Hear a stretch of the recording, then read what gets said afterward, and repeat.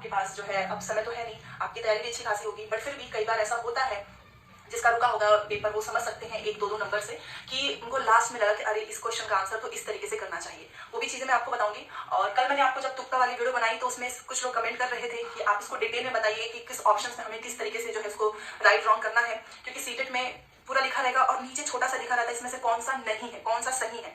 ये छोटी छोटी चीजें होती हैं जो कि मैं आपको बताना चाहूंगी ताकि आप एग्जाम में जो है अवेयर रहें कि आपको तुक्का किस तरीके से लगाना है। क्योंकि तुक्का का मतलब ये नहीं होता है कि ए मान के कर दो, बी मान के कर दो, सी नहीं। तुक्का लगाने के लिए भी आपके पास ब्रेन तो होना ही चाहिए। ब्रेन का मतलब कि जो टॉपिक्स को अच्छे से पढ़ा होगा, क्योंकि अभी मुझे जैसे कि मैं हूँ, मुझे कोई टॉपिक मैंने पढ़ा ही नहीं है, वहां पर मैं क्या ही तुक्का लगाऊंगी। और जिसके बारे में मुझे थोड़ा बहुत नॉलेज है वहां पर मैं एलिमिनेशन का मेथड का यूज कर सकती हूँ, टैग वर्ड का यूज कर सकती हूँ, कहीं से भी आपका आंसर निकल आएगा। और इस स्ट्रेटेजी से आपके 25 से 30 नंबर बढ़ेंगे, नो डाउट। मैं आपको बताने वाली हूँ, तो प्लीज छोटी सी वीडियो है तो उसको ध्यान से देखिएगा।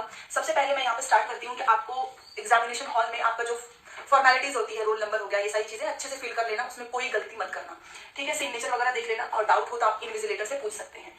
फिर भी दो से तीन बार क्रॉस चेक जरूर कीजिएगा। कई बार इन्विजिलेटर ही गलत बता देते हैं कि ये वाला नहीं ये वाला कर लो, खासतौर पर लैंग्वेज में होता है। देखो 25 से 30 नंबर कैसे बढ़ेंगे, ये आपका 1 से लेकर 150 तक का क्वेश्चन है।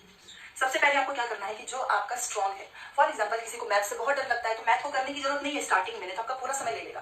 तो आप जो आपको लगता है कि यस ये तो आपका 100% तैयार है और इसमें आपका समय भी जो है इसे बचत होगी, तो उसको पहले कर लेना। दूसरी चीज की मैं तो ये बोलूंगी कि आप 10-10 क्वेश्चन लेकर चलो और 10-10 क्वेश्चन पे गोले बनाते हुए चलो, ठीक है। ये आपने किया, इससे क्या होगा कि प्रेशर नहीं रहेगा कि इतने गोले बनाने हैं और इतना अभी तक नहीं हुआ है। इस तरीके से आपका ऑलमोस्ट पेपर कंप्लीट हो जाएगा। अब क्या होता है, सबसे पहले आपको जितने क्वेश्चंस आ रहे हैं, मान लो आपको 150 में से 90 क्वेश्चन आता है, एकदम श्योर है आप, तो आप 90 क्वेश्चन कर लो। देखो जो नहीं आता है ना उसको तुरंत अपने मन से कुछ भी गोला बनाने की कोशिश मत करना, उसको लास्ट के लिए रख दो। तो पहले आप 90 क्वेश्चन कर लो कि यस आपको 150 में से 90 क्वेश्चन अच्छे से आता है। किसी को 100 भी आता होगा तो आप 100 कर लो, ठीक है। 80 आ रहा है 80 कर लो। उसके बाद से पूरा स्टार्ट होगा, जो नहीं आता है उसको अटेम्प्ट कैसे करें। देखिए अब मान लो आपने 100 क्वेश्चन कर लिया, अब इस 50 क्वेश्चंस को हमको सही करना है और इस 50 में से 50 पूरे नहीं तो 30 तो हमको पूरा सही करना है ताकि हमारा आराम से 130 नंबर आ जाए। इसके लिए आपको क्या करना है, देखो अगर आपने 20 अगस्त जो पेपर हुआ था सीटेट का एग्जाम पैटर्न, वो अगर आपने देखा हो, मैंने कराया था तो मैंने आपको बताया था कि इसमें बहुत सारी ऐसी चीजें हैं ना जो बहुत आसानी से आप आंसर निकाल सकते हो।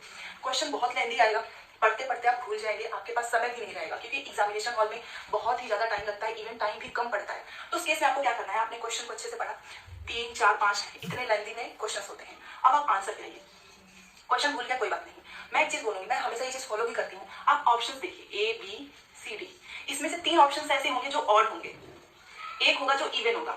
ऑड इवन का मतलब कि 3 आंसर आपको लगेगा ना कि तीनों का तो एक ही मतलब निकल रहा है, मतलब तीनों तो बच्चे से ही रिलेटेड, एक पॉजिटिव वे में पूछा गया है और एक आपका डी जो है थोड़ा सा अलग हटके है। तो फिर आप क्वेश्चन में देखो कि क्वेश्चन नेगेटिव वे में पूछा था कि पॉजिटिव वे में। अगर आपका वो पॉजिटिव वे में पूछेगा तो इन तीनों में से बेस्ट वाला आंसर आपको लगा देना है। बट अगर वो पूछे कि इसमें से कौन सा नहीं हो सकता है तो आप तुरंत आंसर से ही ऑप्शन से अपना आंसर फाइंड कीजिए, गोला बनाइए, आगे बढ़िए। आपको ऑप्शन से भी आंसर मिलेगा क्योंकि इस बार का जो क्वेश्चन पेपर हुआ था वहां पे क्वेश्चंस कुछ भी लिखा हुआ है, समझ में नहीं आ रहा है, फिर भी आप ऑप्शन से अपना आंसर फाइंड कर सकते हैं। दूसरा केस ये होगा कि आपका मान लो क्वेश्चन भी काफी लेंदी है। ये मैं क्यों बता रही हूँ, देखिए कई बार क्या होता है ना कि टाइम बहुत कम पड़ता है, फिर हम क्वेश्चन पढ़ना भी जरूरी नहीं समझते हैं, अपने मन से ए बी मान के गोला बना देते हैं। पता चलता है कि लास्ट में अभी भी 10 मिनट का समय है, फिर ऐसे सर पकड़ के बैठ जाते हैं कि अरे अब तो ये गोला बन गया, तो कुछ कर ही नहीं सकते हैं। क्योंकि आपको पता है एक बार रंगने के बाद आप कुछ नहीं कर सकते हो, रिवर्स में नहीं जा सकते हो। तो इसलिए मैं बता रही हूँ कि ऐसे मान के करने से बेटर है कि आप थोड़ा सा दिमाग लगा लें। उसके बाद ये आपको ट्रिक यूज करनी है, इसी को हम बोलते हैं तुक्का। तुक्का का मतलब वो नहीं, ये साइंटिफिक तरीके से है। अब दूसरा ये क्वेश्चन आता है कि 4-5 लाइन इतने लेंदी, तो भाई अब क्वेश्चन ही पूछने लगे हैं, साथ में आंसर भी इतने लेंदी है।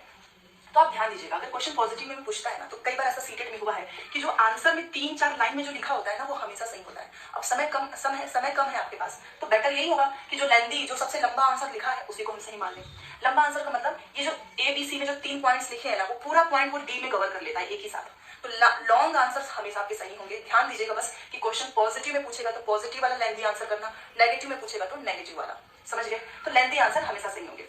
उसके बाद से एक चीज हमेशा आती है A B C D।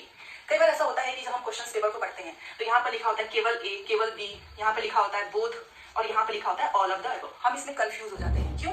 क्योंकि बोथ भी लग रहा है, ऑल भी लग रहा है, अब इसमें से क्या सही होगा। तो देखिए क्वेश्चन पूछ रहा है तो आप एक बार क्वेश्चन में कोई ना कोई की वर्ड आपको जरूर मिलेगा, आप उसी से समझ जाएंगे कि इसका आंसर क्या चाहता है ये प्रश्न। तो आपको क्या करना है, मान लो क्वेश्चन पॉजिटिव में पूछा है और सीटेट में मोस्टली ये प्रॉब्लम होती है कि हमें लगता है कि यार ये तो चारों के चारों ही आंसर सही है, इसमें से क्या निकालें। तो जब आपको अंदर से लगे ना कि यस चारों के चारों सही है तो बस आप ऑल ऑफ द अबव कर दो।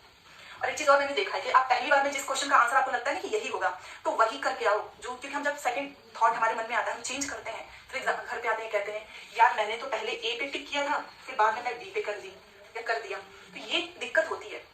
तो अगर आपको आंसर समझ में नहीं आ रहा है और आपको फर्स्ट आपका इंट्यूशन ये लग रहा है कि यस ये वाला तो होगा ही, तो वही करो, दोबारा से उसको चेंज मत करना।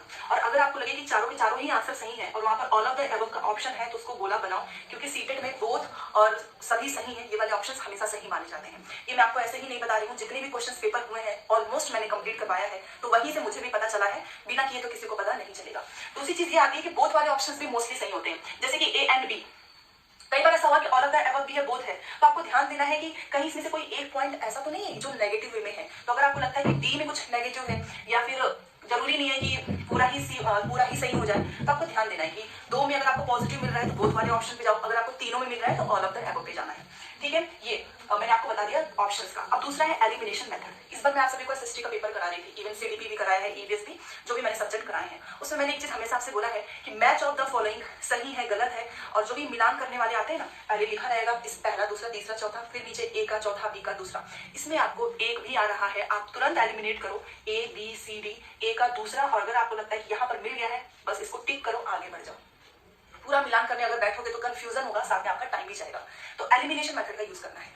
साथ में ये नॉर्मली भी मैं आपको बता रही हूँ, अगर आपको कोई भी क्वेश्चन ऐसा लगता है कि आपको नहीं आ रहा है तो प्लीज वहां पे एलिमिनेशन मेथड का यूज करो, क्योंकि एलिमिनेशन मेथड आपको क्या करना है कि ये तो बिल्कुल नहीं हो सकता, बिल्कुल नहीं हो सकता, अब पॉसिबिलिटीज है 50-50 का, यहाँ पर आपके चांसेस ज्यादा है। ये मैं आपको चीजें बता रही हूँ कि आपको वहां पर यूज करना है अगर आपको कोई क्वेश्चन नहीं आ रहा है तो।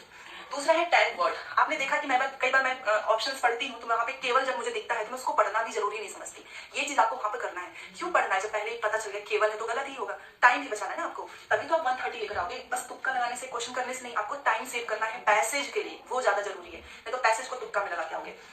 टैग वर्ड कहीं पर भी आपको दिख रहा है, पॉजिटिव पूछेगा तो पॉजिटिव वाला टैग वर्ड, नेगेटिव पूछेगा तो नेगेटिव। टैग वर्ड की वीडियो मैंने ऑलरेडी दी हुई है, आप उसे जरूर देखें। उसके बाद लॉन्ग आंसर मैंने बताया है। और सबसे मोस्ट इंपॉर्टेंट आता है चाइल्ड सेंटर्ड। कोई भी क्वेश्चन हो ना, देखो सीटेट में क्या है ना कि आपका 75 नंबर तो कंटेंट का आएगा, 75 नंबर आपके पैडागोजी की। हाँ, ये है कि कंटेंट में उतने आपके ट्रिक्स नहीं काम आएंगे, एलिमिनेशन मेथड ज्यादा काम आता है। बट ये जो पैडागोजी है ना 75 नंबर का, यहाँ पर आपका तुक्का भी काम आएगा, एलिमिनेशन मेथड भी काम आएगा, टैग वर्ड्स भी, और मोस्ट इंपॉर्टेंट चाइल्ड सेंटर। कोई भी प्रश्न जिसमें बच्चे से रिलेटेड कुछ भी गलत बात लिखी है, वो ऑप्शन कभी सही नहीं हो सकता है अगर वो पॉजिटिव में पूछेगा। फॉर एग्जाम्पल, अगर पूछता है कि क्लास में बच्चे हैं, एक बच्चा बहुत कमजोर है पढ़ने में, आप उसको क्लास में बोलेंगे कि कमजोर बच्चा ऐसे करके हम लेबल करते हैं, तो क्या ये सही होगा या गलत होगा? आप मुझे बताओ, क्या बच्चों को ऐसे डिनोट करना सही है? क्या लेबलिंग करना सही है? बिल्कुल भी नहीं। तो बच्चे से रिलेटेड कुछ भी आप गलत नहीं बोल सकते। वो चाइल्ड सेंटर्ड होता है। सेम इसी तरीके से आपको बच्चों को किस तरीके से पढ़ाना चाहिए, क्या व्याख्यान करके पढ़ाना चाहिए, डिबेट करके, तो ये सारे आपको टैग वर्ड्स में मिलेंगे। तो चाइल्ड सेंटर्ड का मतलब ये है कि कोई भी क्वेश्चन हो, चाहे कितना भी डिफिकल्ट ऑप्शन बनाया हो, अगर उसमें बच्चे से रिलेटेड कुछ गलत लिखा है, वो कभी सही नहीं हो सकता है। तो ये दिमाग में रख के आपको करना है ताकि आपके सारे आंसर सही हो। देखिए बेसिकली मैं आपको यहाँ पर ये बताना चाह रही हूँ कि अगर आपको मान लो 100 क्वेश्चन सही हो जा रहे हैं, बाकी के 50 क्वेश्चन करने हैं, तो एटलीस्ट आप ये जो चीजें मैंने आपको बताई है, जहां पर आप फंस रहे हो वहां पे आप देख लीजिए कि आपको क्या लगता है कि चारों के चारों आंसर सिमिलर हैं, ऑल ऑफ द अबव पे जाइए। दो ऑप्शन आपको पॉजिटिव लग रहा है तो बोथ पे जाइए। एलिमिनेशन मेथड का यूज करो कि ये तो बिल्कुल भी नहीं हो सकता है, तो पॉसिबिलिटीज ज्यादा होती हैं। टैग वर्ड का यूज कीजिए। लॉन्ग आंसर हमेशा सही होते हैं, पॉजिटिव और नेगेटिव को ध्यान में रखना है, साथ में चाइल्ड सेंटर। तो देखिए, ये सब कुछ बताने का जो है एक ही ऑब्जेक्टिव है कि आपका पेपर जो है अच्छे से हो, आप अच्छा स्कोर करें, और जब आपको लगे कि आप फंस चुके हैं और ABCD करके लगाने से बेटर है कि आप इन सब चीजों का यूज करें। इवन जो क्वेश्चंस आपको आते हैं ना, उसमें भी आप यूज करना। देखना आपका सच में 2 घंटे में पेपर हो जाएगा।